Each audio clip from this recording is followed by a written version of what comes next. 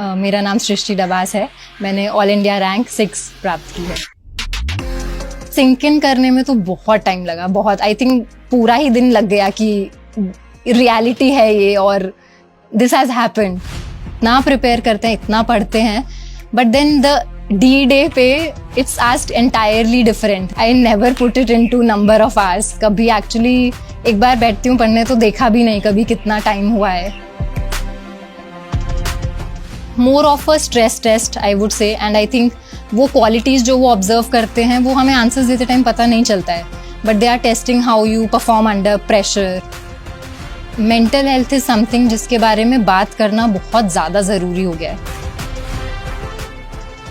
Me being a girl child, I wasn't even accepted while I was born. To be very honest, my interview I felt was a disaster. एक बार अगर ठान लें और एक बार सोच लें कि करना ही है, तो फिर ये क्यों सोचना कि थर्ड या फोर्थ अटेम्प्ट में करें। हमेशा एम तो हम हाईएस्ट के लिए करेंगे ना, यू नो।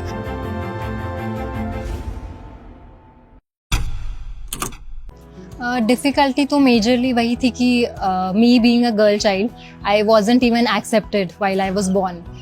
उसके बाद फिर मम्मा ने भी ओवर द कोर्स बहुत सारे इश्यूज फेस किए, and currently my parents are separated, so my mother being my sole support entirely. लेकिन उन्होंने कभी ये फील नहीं होने दिया दैट एनीथिंग इज़ लेस, बल्कि उन्होंने हमेशा वो ऑप्टिमिज्म और पॉजिटिविटी मुझ में डाली है कि despite all the problems that we have faced, हम उन प्रॉब्लम्स को फेस करके एक्चुअली पॉजिटिवली आगे कैसे बढ़ेंगे। आई थिंक चैलेंजेस तो सबकी ही लाइफ में होते हैं, कुछ ना कुछ तो डाउन ज़रूर रहेगा लाइफ में। परफेक्ट लाइफ तो किसी की भी नहीं होगी। मेरे केस में वो मेरे फैमिली के कुछ इश्यूज थे, तो मम्मा को स्ट्रगल करते हुए देखना एक्चुअली बहुत ज़्यादा पॉजिटिवली इस चीज़ ने मुझे इम्पैक्ट किया, बिकॉज फिर समझ में आया कि हाँ, not just in my house hold but generally society में इश्यूज क्या हैं, एंड उसको रैदर देन नेगेटिवली देखने की जगह आई प्रेफर्ड कि मैं कैसे इसको चेंज करूं। Hence, as I said, कि reaching at a position where actually I can make a difference, not just in one household, but in society at a large, in the entire country. And वो एक arena है जहाँ मैं specifically work करना चाहूँगी। Preparation तो क्योंकि graduation का मेरा फाइनल सेमेस्टर जो है वो कोविड में ही निकला, अनफॉर्चुनेटली फेयरवेल भी नसीब नहीं हुई, सो तभी से ही सब कुछ वो शट डाउन, लॉकडाउन था। तो ministry of social justice and empowerment का 3 स्टेज एंट्रेंस था, सब कुछ ऑनलाइन हुआ, तो घर say that was manageable, easily हो पाया। Simultaneously reserve Bank of India का किसी ने बताया, फ्रेंड ने, तो वो देना स्टार्ट किया। And as I was working with the ministry, Reserve Bank of India का इंटरव्यू उस दौरान दिया था, साथ साथ वो भी हो गया। फिर आई स्विच द जॉब। फिर वहाँ जाने के बाद थोड़ा दिल्ली से मुंबई शिफ्ट किया, तो सेटल होने में थोड़ा टाइम लगा। Once that was settled and I was there, फिर proper full flash preparation start की। फर्स्ट ऑफ ऑल तो मुझे पर्सनली क्या लगता है ना कि 24 आवर्स बैठ के पढ़ना इज़ डिफ़िकल्ट। प्रोक्रेस्टिनेशन होगा, lot of thoughts will come, and then 24 घंटे तो नो वन कैन स्टडी। तो रिलेटिवली मुझे बल्कि क्या लगता है कि कोई और ऑल्टरनेटिव करियर या जॉब या कुछ भी करते हुए प्रिपेयर करना इज़ मोर बेटर, क्योंकि कम टाइम में आप ज़्यादा प्रोडक्टिवली कर पाते हैं, ज़्यादा एफिशिएंटली कर पाते हैं, टाइम मैनेजमेंट बेटर कर पाते हैं। Regarding my routine, mostly I am an early morning person, तो सुबह जल्दी उठना, बीट 4 o'clock 5 o'clock यूजुअली। सुबह उठ के वो 3-4 आवर्स ऑफिस जाने से पहले जितना प्रोडक्टिवली यूटिलाइज हो पाता है, बिकॉज फ्रेश माइंड है, एंड तो वो टाइम स्पेसिफिकली दिया। देन ऑफिस में भी sometimes I would manage out time somehow, तो लाइब्रेरी वहाँ पे है एक, I would go to the library. उसके बाद सैटरडे संडेज ऑफ मिलते थे, तो वो एक बेनिफिट था, वो टाइम बहुत प्रॉपरली यूटिलाइज किया। एंड जो भी मेरी लीव्स अवेलेबल थी, वो leave management I think I did that very judiciously.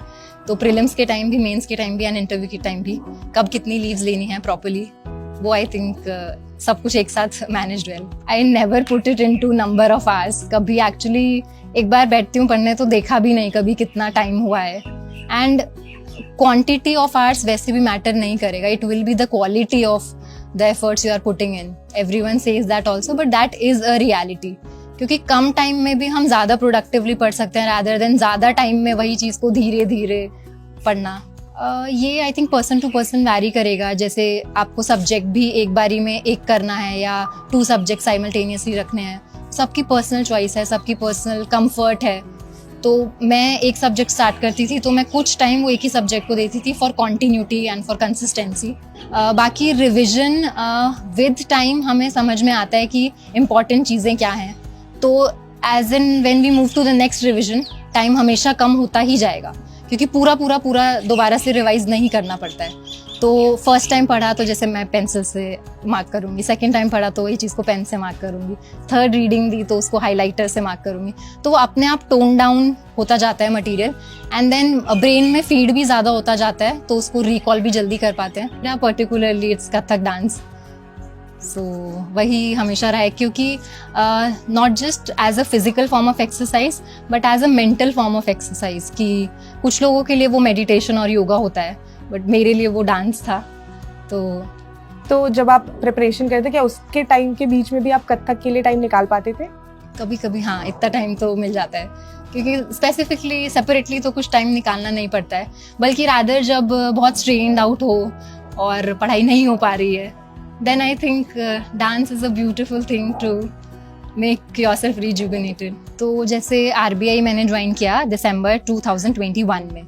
उसके बाद ज्वाइनिंग एंड मुंबई में घर ढूंढना सबसे बड़ा टास्क था. वहाँ पे सेटल होना, वो सब में थोड़ा टाइम लगा. देन वहाँ मेरी इंडक्शन ट्रेनिंग हुई, वो मई में हुई, कुछ मई 2022 एंड देन अक्टूबर 2022 में. दैट वाज स्प्लिट थोड़ा सा. Sort of after the induction I began properly. तो I would say September 2022 onwards थोड़ा स्टार्ट किया. पेस बनने में टाइम लगा. ऑप्शनल प्रॉपरली पहले किया. देन प्रीलिम्स और मेंस एज एवरीवन से इसकी बहुत डिस्क्रीट चीज़ें तो है नहीं, साइमल्टेनियसली ही करना होता है. तो जो भी एक बेसिक कवरेज है बेसिक सब्जेक्ट्स का, ज्योग्राफी, हिस्ट्री, इकोनॉमिक्स, पॉलिटी, वो सब एक बेसिकली कवर किया. Then 2023 it started.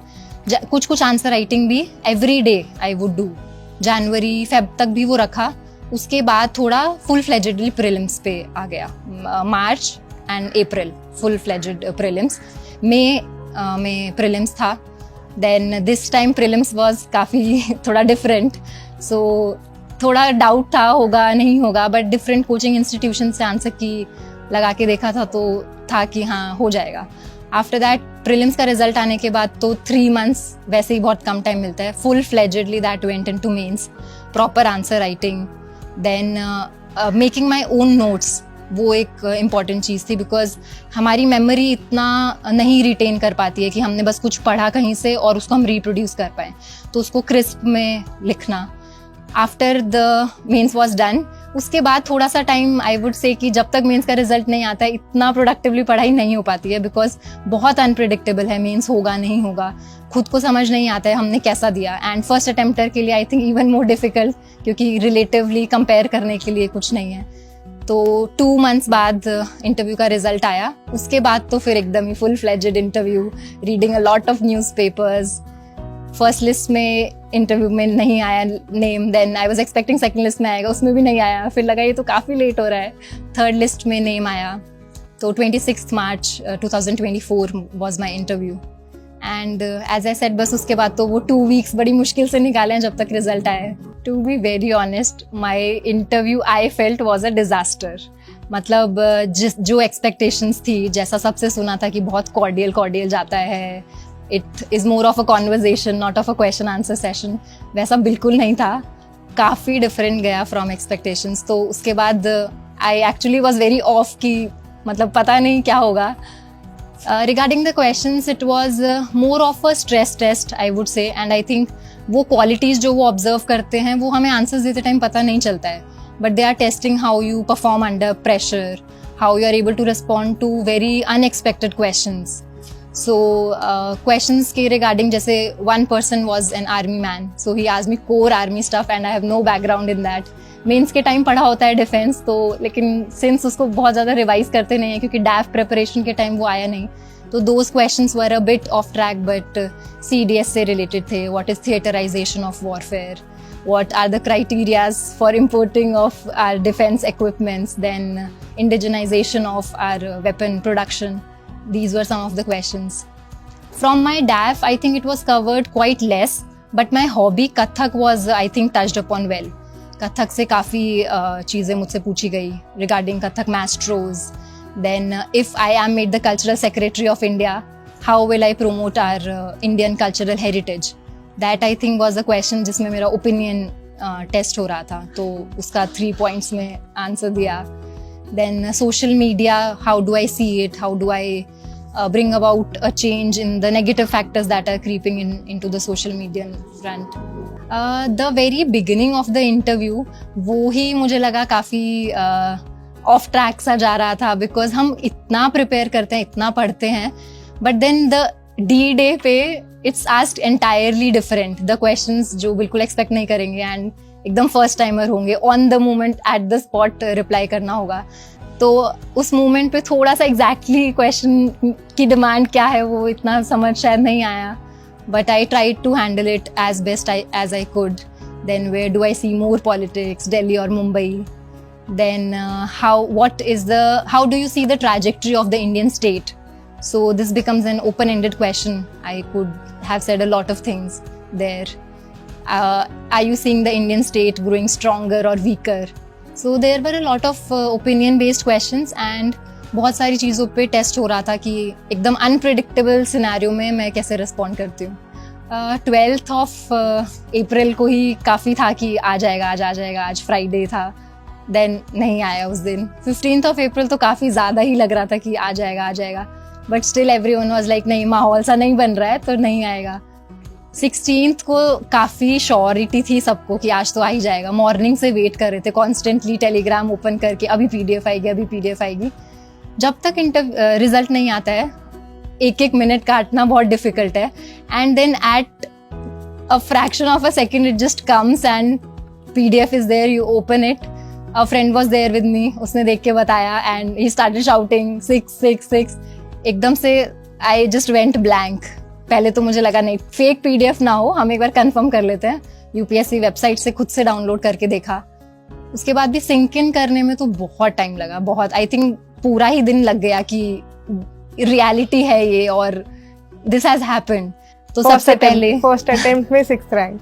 यस, सबसे पहले मम्मा को वीडियो कॉल किया, उनको बताया, तो एकदम से शॉक में, और she also started crying. Social media as such was never a distraction for me. Social media presence मेरी कम ही है. Other than that I think internally एक जो सेल्फ कंट्रोल होना चाहिए वो वेल इनफ था कि कितना कंज्यूम करना है उतना पता है. देन कभी कभी ऑब्वियसली होता था कि हाँ फ़ोन पास में है तो हर थोड़ी देर में व्हाट्सएप चेक हो रहा है या कुछ, तो मैं दूसरे रूम में जाके फ़ोन रखाती थी ताकि वो रीच में ही ना रहे, तो बिल्कुल आउट ऑफ साइट हो जाए.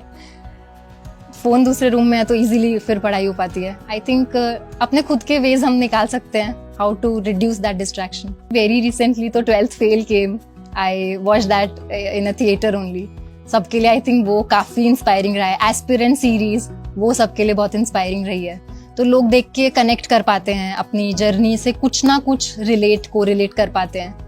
तो those have been very inspiring. In this regard, mental health is something जिसके बारे में बात करना बहुत ज़्यादा ज़रूरी हो गया है. हम लोग सिर्फ फिजिकल हेल्थ की बात करते हैं. बहुत कम लोग हैं जो मेंटल हेल्थ को समझ पाते हैं. उससे भी कम लोग हैं जो मेंटल हेल्थ को ट्रीट कर पाते हैं, काउंसलिंग ले पाते हैं. तो ये बहुत ज़रूरी है that we open up, we speak, we discuss, we talk, we communicate जो भी प्रॉब्लम्स हम फेस कर रहे हैं. Because life is very very precious. I believe चाहे कितनी भी प्रॉब्लम्स हो, लाइफ एंड करना तो कभी भी सॉल्यूशन नहीं है.